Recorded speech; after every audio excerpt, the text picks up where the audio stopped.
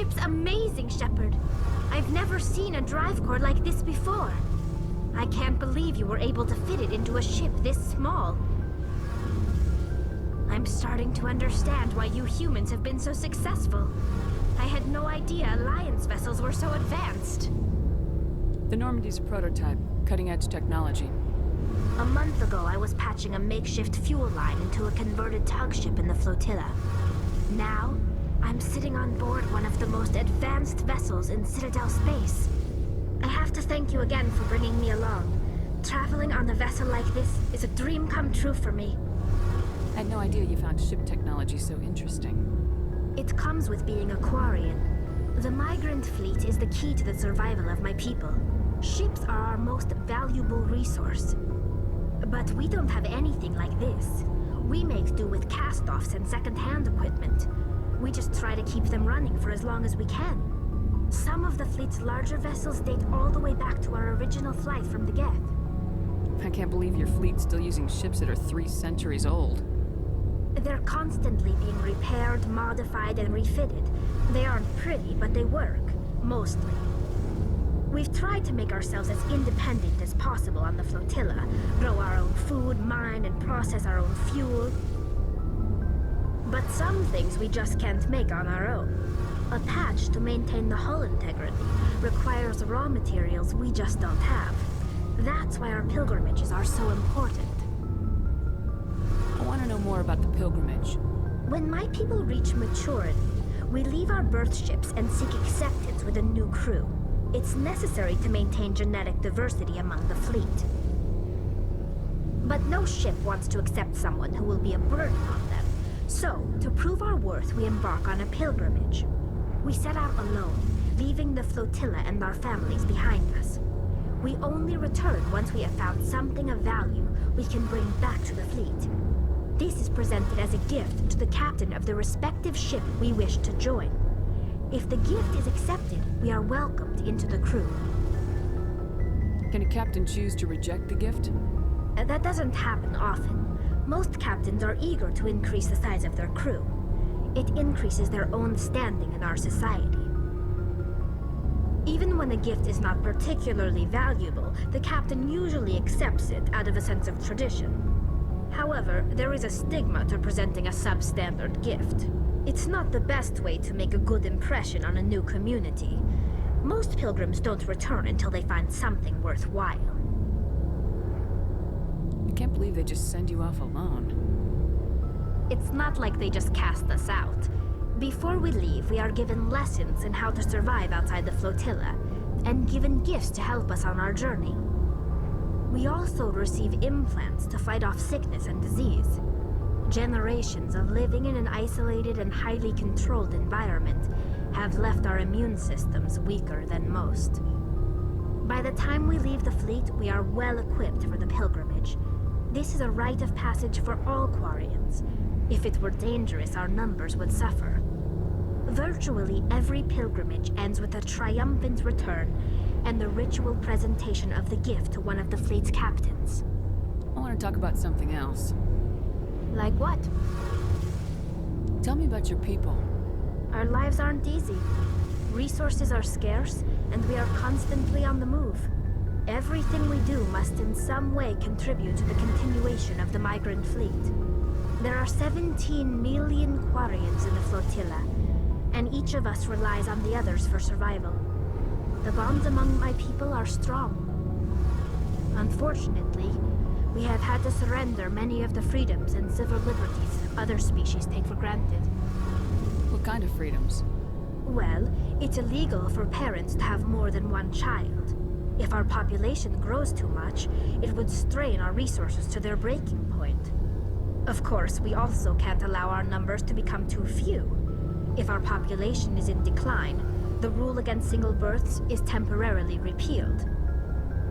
In extreme cases of population decline, incentives are even offered to encourage multiple births, though the Conclave hasn't had to take such measures in nearly a century.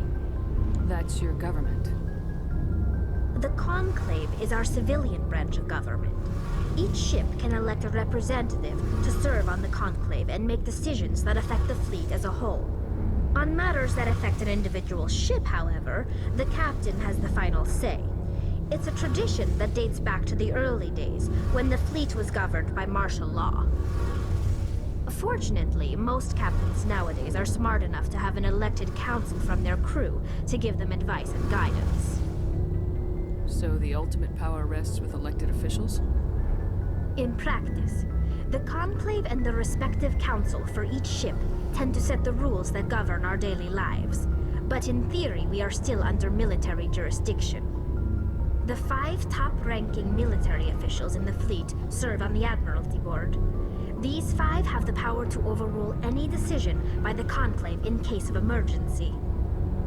To do so requires unanimous agreement among the Admiralty, and they can only do this once. After that, the entire board must resign their posts. It's a safeguard that served us well. In nearly 3 centuries, the Admiralty Board has only overruled the Conclave 4 times. I want to know more about the Geth. I doubt I can tell you anything you don't already know. It's been almost 3 centuries since they drove my people into exile. All I know is the story of their origins. What they were when we created them, and how they turned on us. Interesting. The Geth were originally created to serve as an automated manual labor force. Initially, their intelligence was as limited as any VI. Over time, we made small modifications to their programming to allow them to perform more varied and complex tasks, bringing them closer and closer to true AI status. How come the council didn't step in and stop you? This wasn't true AI research. We may have been skirting the bounds of the law, but we never did anything that was actually illegal. The changes were so insignificant, so gradual, that we were able to control them. Or so we thought. But one thing we underestimated was the power of the neural network. 1 million Geth thinking simultaneously created an inherently unstable matrix. So the Geth share brainpower? Many of the Geth's logic systems were designed to work in concert with other nearby Geth. Basically, the more of them you have in a group, the smarter they are. So there's some sort of group consciousness? No, nothing like that. They cannot share sensory data or information. Their programming cannot handle that much simultaneous input. Each Geth maintains an individual awareness and identity. The neural network only operates on a process-based level. It's basically the synthetic equivalent of a subconscious. But when they're in close proximity, they can coordinate low-level functional processes, freeing up more capacity for original or independent thought. That doesn't make any sense. I'm probably oversimplifying. The Geth are incredibly advanced and complex creations. All you need to know is that they get smarter when they gather in large numbers. As we built more and more Geth, their effective intelligence became more sophisticated, more abstract. One day, a Geth began to ask its Quarian overseer questions about the nature of its existence. Am I alive? Why am I here? What is my purpose? As you can imagine, this caused a near panic among my people. I don't see what's so bad about those questions. The Geth were created to engage in mundane, repetitive, or dangerous manual labor. That's fine for machines, but it won't satisfy a sentient being for long. The Geth were showing signs of rudimentary self-awareness and independent thought. If the Geth were intelligent, then we were essentially using them as slaves. It was inevitable the newly sentient Geth would rebel against so slavery the with extra steps. Okay. We knew they would rise up against us, so we acted first. A general order went out across all Quarian-controlled systems to permanently deactivate all Geth. The Geth responded to this order violently. Hey, you can't blame them for fighting for their survival. We had no other choice. The Geth were already on the verge of revolution. By acting quickly, we had a chance to end the war before it began. The hope was that most of the Geth would still be little more than machines, incapable of organized resistance. But they had progressed much further than anyone anticipated. The war was long and bloody. Millions upon millions of Quarians died at their hands. In the end, we were forced to flee our own homeworld. We feared the Geth would pursue us, but they never came beyond the Veil. Now we drift through space, exile searching for a way to reclaim what was once ours.